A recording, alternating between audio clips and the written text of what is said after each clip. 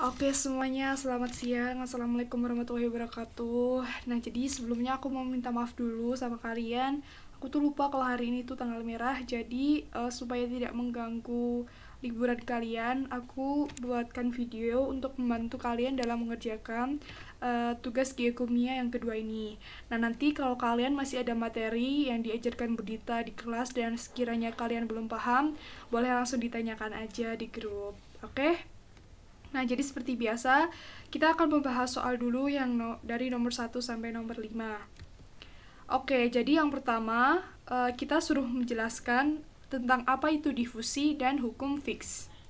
Nah, jadi difusi itu memiliki banyak definisi. Nah, yang sering kita temukan definisi dari difusi itu sendiri yaitu perpindahan komponen dari konsentrasi yang tinggi ke konsentrasi yang rendah melalui gradien konsentrasi. Nah, difusi ini juga dia akan berhenti ketika zatnya itu sudah terdistribusi secara merata. Nah, difusi juga dapat dinyatakan dalam hukum Fick, di mana difusi ini merupakan gradien konsentrasi komponen terhadap jarak tertentu. Nah, di sini ada dua hukum dari yang menjelaskan difusi pada hukum Law. Nah, yang pertama itu dapat dinyatakan sebagai persamaan berikut, yaitu J sama dengan min D dC per dx ini. Nah, jadi dia menjelaskan bahwa flux itu berbanding lurus dengan gradien konsentrasinya. Dan yang kedua itu dapat dinyatakan dengan persamaan sebagai berikut, di mana perubahan konsentrasi terhadap waktu dalam daerah tertentu itu sebanding dengan perubahan konsentrasi pada titik itu dalam sistem yang setimbang. Oke. Nah, selanjutnya kita suruh menjelaskan apa hubungannya antara viskositas dengan suhu. Nah, nanti kalian juga bisa cantumkan gradien-gradien ini ya. Nah, jadi yang pertama, viskositas itu sangat bergantung pada suhu, dimana ketika dia suhunya tinggi, maka magma itu bersifat lebih melt lagi, atau viskositasnya itu rendah. Nah, sedangkan ketika dia suhunya rendah, itu kan dia mau membeku, berarti dia itu viskositasnya tinggi. Gitu. Jadi, kalau ketika suhunya dinaikkan, berarti dia nanti viskositasnya rendah. Kalau suhunya diturunkan, berarti nanti dia viskositasnya tinggi. Nah, viskositas ini juga bisa didasarkan pada parameter shear stress dan rate of shear-nya pada diagram ini, Newton fluid ini. Nah, jadi di diagram ini menjelaskan bahwa ketika dia slope gradiennya itu 1, dia itu disebut dengan larutan ideal atau dia itu bersifat Newtonian. Sedangkan ketika dia gradiennya itu tidak sama dengan 1, maka dia disebut dengan larutan atau fluida non Newtonian gitu. Nah, ini nanti kalian juga bisa menjelaskan keterkaitannya antara viskositas ini dengan suhu. Ini nanti bisa kalian tambahkan di penjelasan kalian. Oke, nah selanjutnya kita suruh menjelaskan asal-usul air ya. Nah, jadi seperti yang udah kalian baca di PPT Budita sebelumnya, air itu dapat berasal dari air laut, air permukaan, sama groundwater. Nah, nanti kalian berikan sedikit penjelasan mengenai apa itu air laut, air permukaan, dan juga groundwater. Nah, kemudian selanjutnya kalau secara teori, asal-usul air di hidrosfer itu ada dua jenis. Yang pertama, air ini terbentuk karena adanya reaksi kimia, di mana setelah bumi ini mendingin, air yang terkandung di mineral hasil akresi itu terlepas ke permukaan. Kemudian dia mendingin dan terkondensasi, kemudian muncullah dia sebagai air. Selanjutnya yang kedua, itu air itu ada karena adanya bombardir dari meteor. Seperti yang kita tahu bahwa meteor seperti Carbonaceous chondrite itu dia mengandung setidaknya itu 20% air. Oleh karena itu, ketika pembentukan interior bumi, maka atmosfer yang primitif itu tergantikan oleh zat volatil interior bumi. Nah, sehingga ketika suhunya itu mendingin di bawah 100 derajat Celcius, itu membuat uap air itu menjadi terkonsolidasi. Oke, nah selanjutnya kita juga suruh menjelaskan mengenai siklus air, di mana seperti yang kita ketahui siklus air itu ada dua jenis. Yang pertama itu ada yang endogenik, di mana endogenik itu merupakan proses yang terjadi di dalam, seperti akibat tektonik, metamorfisme, magma, dan lain sebagainya. Nah, kemudian gas-gas vulkanik yang terevaporasi dengan magma itu bisa naik ke daratan dan terjadi dehidrasi sepanjang patahan dari dalam. Nah, itu kalau yang endogenik. Nah, kalau yang eksogenik itu, dia itu merupakan proses yang terjadi di mana terjadi di luar atau di permukaan bumi. Biasanya dia itu dipengaruhi oleh beberapa faktor seperti cuaca, erosi, pelapukan, dan lain sebagainya. Nah, setelah itu nanti kalian bisa sertakan diagram ini, gambar siklus ini di jawaban kalian. Akan lebih baik lagi jika kalian juga memberikan sedikit narasi tentang bagaimana siklus ini terjadi. Oke, nah selanjutnya kita nanti soal terakhir kalian bisa elaborasi aja antara fluida hidrotermal dengan asal-usul air. Nah, nanti kalian bisa jelaskan fluida hidrotermal tuh dia tuh asalnya dari mana aja, terus kenapa dia bisa menjadi satu siklus air tuh bagaimana, itu bisa kalian jelaskan dengan cerita kalian sendiri. Oke, nah selanjutnya di soal nomor 2 ini, yang pertama kita suruh menentukan energi aktivasi untuk kedua reaksi ini, baik yang forward reaction atau reverse reaction. Oke, langsung saja. Sebenarnya ini gampang banget. Jadi kan di sini kita udah punya tuh nilai ln K. Nah, ln K di sini sama dengan ln K yang positif itu sama dengan 12,9 dikurangi 1,87 kali 10 pangkat 4 per T. Nah, kalian pertama kalian udah pernah belajar tentang Y sama dengan MX plus Y. Nah, jadi kita punya persamaan, ubah dulu ke dalam bentuk umumnya dulu. Jadi kita punya persamaan ln K itu sama dengan ln A dikurangi EA per R dikali 1 per T. Nah, di mana ln K itu bisa kita asumsikan sebagai Y, ln A itu kita asumsikan sebagai C, kemudian min EA per R itu kita asumsikan sebagai M, dan 1 per T itu kita asumsikan sebagai X.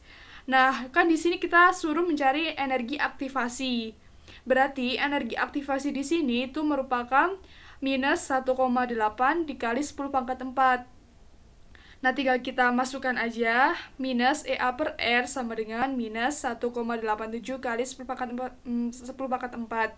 Nah, kita udah punya nilai R, R-nya yaitu 8,314 Joule per mol Kelvin. Kemudian nanti Kelvinnya bisa kita coret dengan T 1 per T.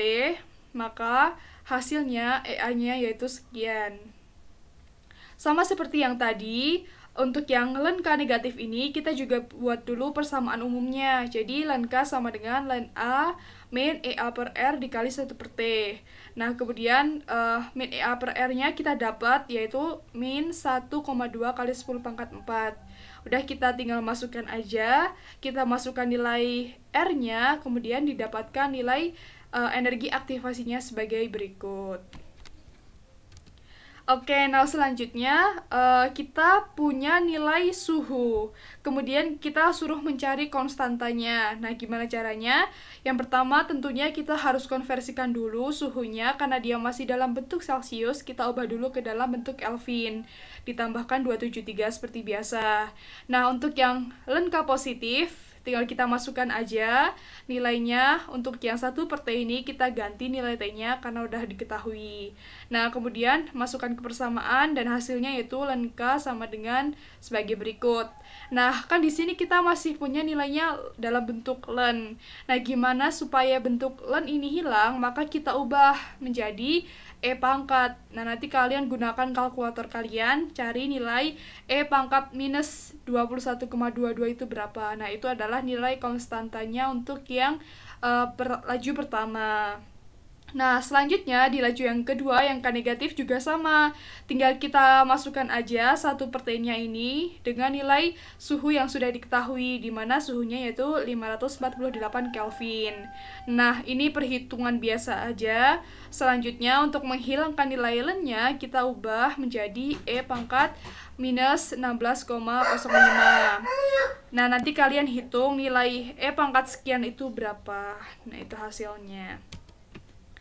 Nah, di selanjutnya, soal selanjutnya, yang pertama kita diberikan data suhu dan juga viskositas dari suatu magma.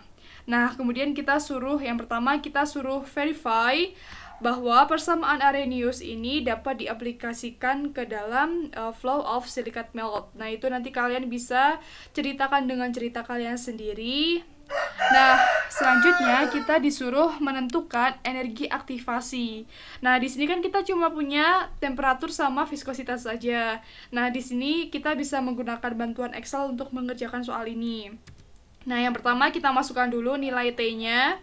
Kan dia tadi T-nya itu masih dalam bentuk Celcius. Nah, kemudian kita ubah tuh T-nya ke dalam bentuk Kelvin dengan ditambahkan dengan 273 dan hasilnya sebagai berikut. Nah, kemudian viskositasnya juga udah diketahui. Nah, selanjutnya kita bisa gunakan pembagian 1 per temperatur dan juga 1 per viskositas. Nah, selanjutnya kita ubah 1 per viskositas ini ke dalam nilai Ln dan didapatkan hasilnya sebagai berikut. Nah, selanjutnya untuk mengetahui bentuk grafiknya itu seperti apa, kita bisa menggunakan bantuan Microsoft Excel juga dengan menggunakan scatter. Nanti kalau udah muncul kan scatternya masih dalam bentuk kayak gini aja nih, belum ada nilai grafiknya dan eksponensialnya. Nah, selanjutnya kalian bisa klik di salah satu titik ini, kemudian kalian klik kanan, kemudian di add trend line, kemudian nanti kalian pilih yang linear. Setelah itu kalian pencet untuk show equation-nya. Nah, nanti kalian akan menghasilkan grafik dengan garis seperti ini dan juga nilai seperti ini. Nah, ini karena nilainya kurang jelas, ini nilainya ya. Nah, nilai ini itu kan udah sama dengan persamaan Y sama dengan mx plus C, dimana ini berarti nilai dari M-nya, dimana M tadi merupakan minus EA per R, sedangkan X-nya itu kan 1 per T. Nah, seperti ini penjelasannya. Jadi, hubungannya antara viskositas dengan suhu itu sama dengan dapat direfleksikan pada persamaan ini, di mana viskositas atau 1 per eta itu sama dengan 1 per eta 0 dikalikan E pangkat minus EA per RT. Nah, ini jadinya persamaannya Y sama dengan C min MX, di mana M-nya itu min EA per R, X-nya itu 1 per T. Nah, tinggal kita masukkan aja nih ke dalam persamaan eksponensial yang tadi udah kita dapatkan. Nah, kan kita punya nilai Y sama dengan minus sekian ditambah sekian. Nah, berarti tinggal kita gunakan aja minus 33.994 itu ke dalam persamaan min EA per R. Nah, seperti ini. Berarti EA-nya kan tinggal nilai ini dikalikan R, R-nya itu 8,314.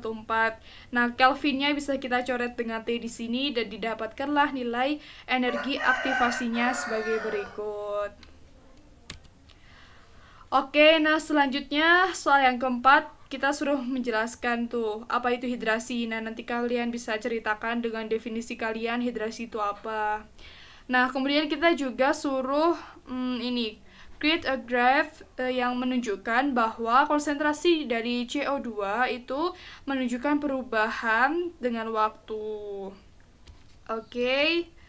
Nah, yang pertama kita kan pakai hukum orde 1. Berarti persamaannya itu bisa seperti ini. Hukum orde 1 berarti tinggal kita bagi aja dengan waktunya. Berarti tinggal konsentrasi dari CO2 ini kita bagi dengan waktu sama dengan K konsentrasi CO2 dalam bentuk aqueous. Nah, selama itu kita tidak diberi konsentrasi yang absolut, itu kita tidak dapat menentukan perubahannya absolut.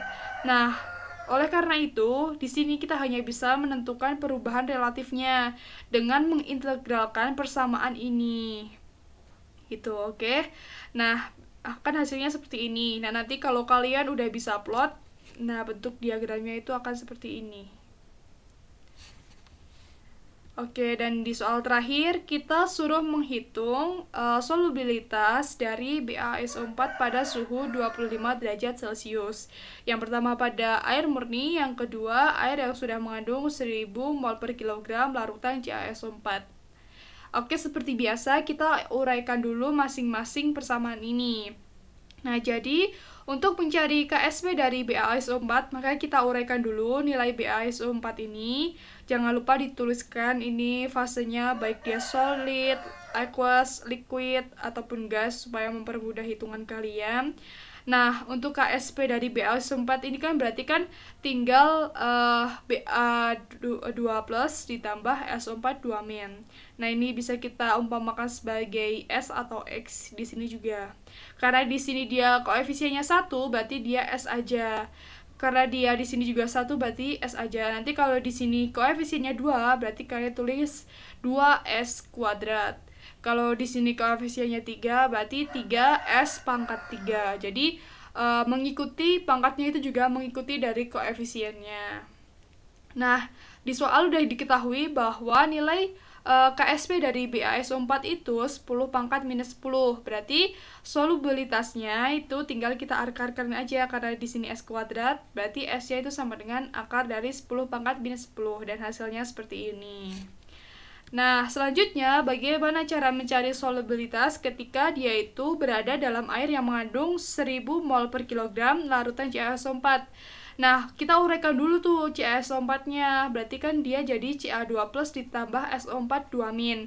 Nah, nanti kalian bisa gunakan KSP CaSO4 itu dari sumber yang kalian dapatkan. Nah, kalau di sini aku dapat KSP CaSO4-nya itu 10 pangkat 6. Berarti kan nilai SO4-nya di sini 10 pangkat min 3. Nah, nilai SO4 2 min di sini baru kita masukkan ke persamaan BaSO4-nya. Karena ini dia ion senama gitu. Nah, tinggal kita masukkan aja. Nah, karena di sini kita hitungnya itu dalam keadaan setimbang, maka kita harus menggunakan MRS dulu. Yang pertama kan kita mulanya kita nggak ketahui nih BaSO4-nya ada berapa, BA-nya juga. Nah, tapi kalau SO4-nya kita udah punya 10 pangkat minus 3 ya ini. Maaf salah tulis.